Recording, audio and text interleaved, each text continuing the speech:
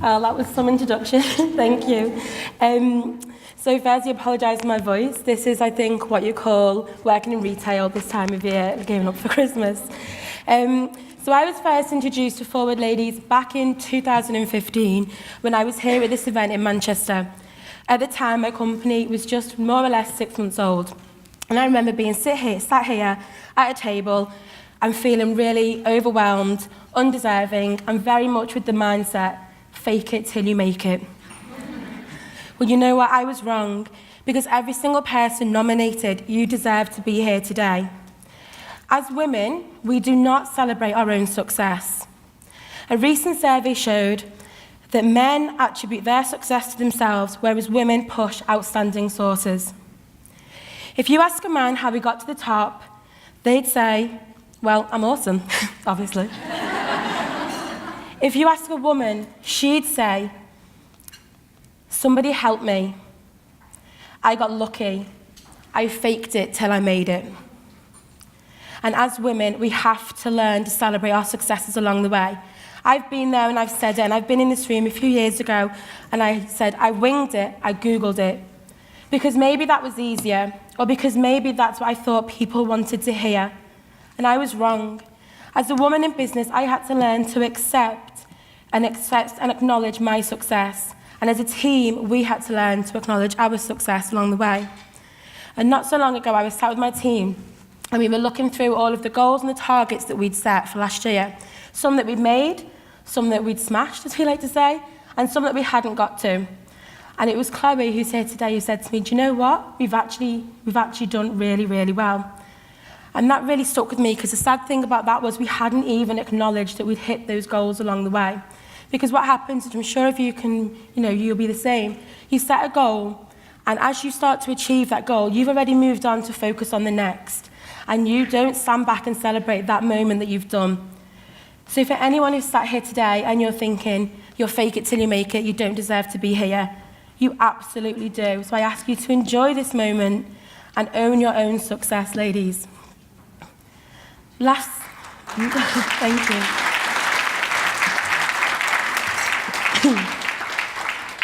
When it comes to moments, people often ask me, when was your moment? When was your light bulb moment? When did you realise you were entrepreneurial?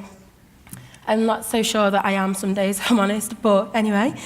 Way back when I was about 14, I think, was when I really started to show that I had that mindset, albeit at the time I didn't realise. I'm the first person to say I'm not academic and I'm not textbook smart whatsoever. I had a great childhood, great friends, and school was very much about having fun. The academic side did not interest me whatsoever, and if you'd have given me a maths paper to do, I wouldn't have passed that paper. But what I did have was I had something inside of me that I didn't realise and the people around me didn't, which I'm sure many of you do too. I remember so clearly being in the Asda with my mum and looking at this massive bag of Walker's crisps, and they were on this bog-off shelf, and I stood there and I was like, okay, so if I buy them and I sell them, I can make X amount a bag. And I knew what the tuck shop sold them for, and I knew what this New Jason's over the road, and I knew I could have a better price to make my money for the weekend. So I turned to my mum and I asked her, and of course, she lent me the money, probably £5, so thanks, Mum. And after I went into school with my rucksack full of Walker's crisps and sold my sweets and my crisps. Needless to say, the teachers clearly started to realise I was the most popular kid in the playground.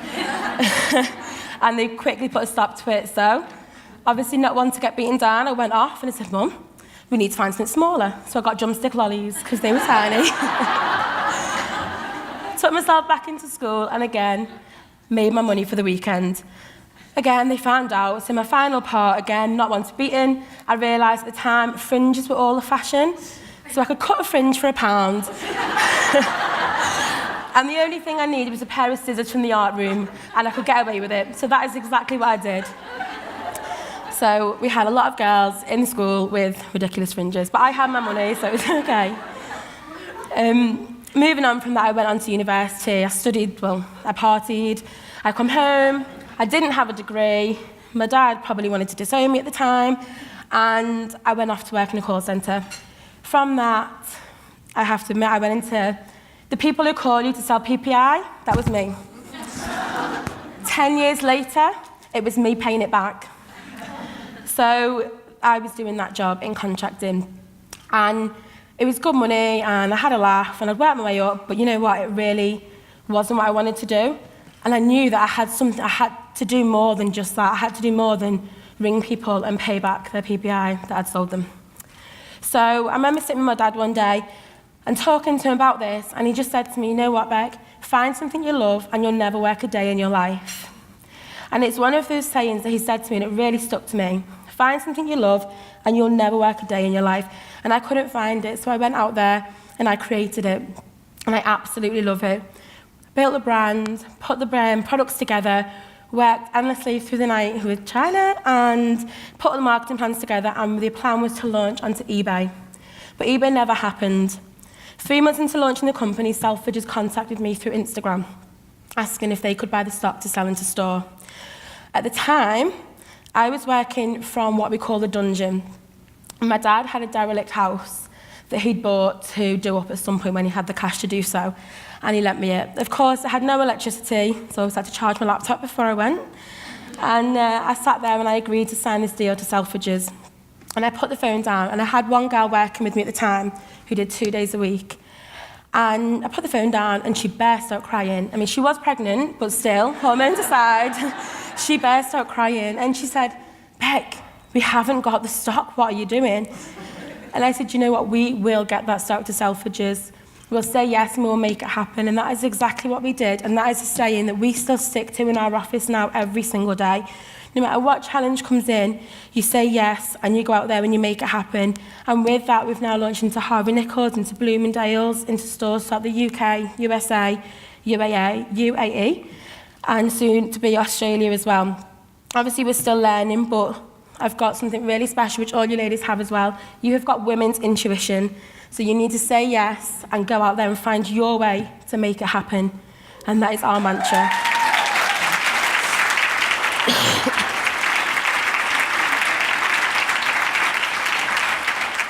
Everyone has their own sayings internally in their companies.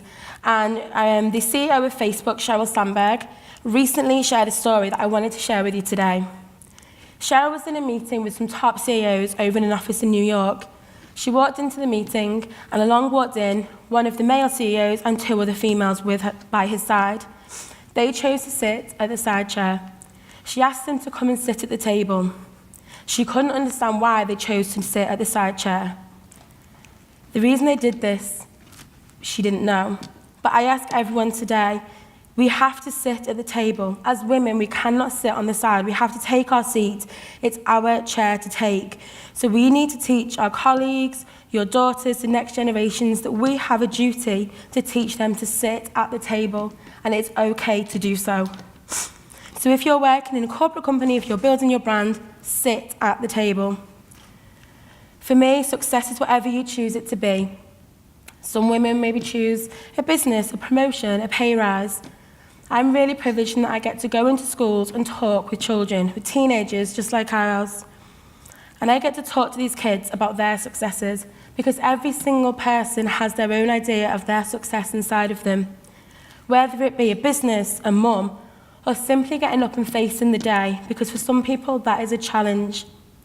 And they have the right for that, so they have the right to dream for that success, and we have the right to allow them to.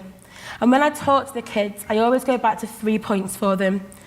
And I say, there's 3 things you've got to do. Whatever your success is, you're going to own it. You've got to, 1, believe in it with all of your heart.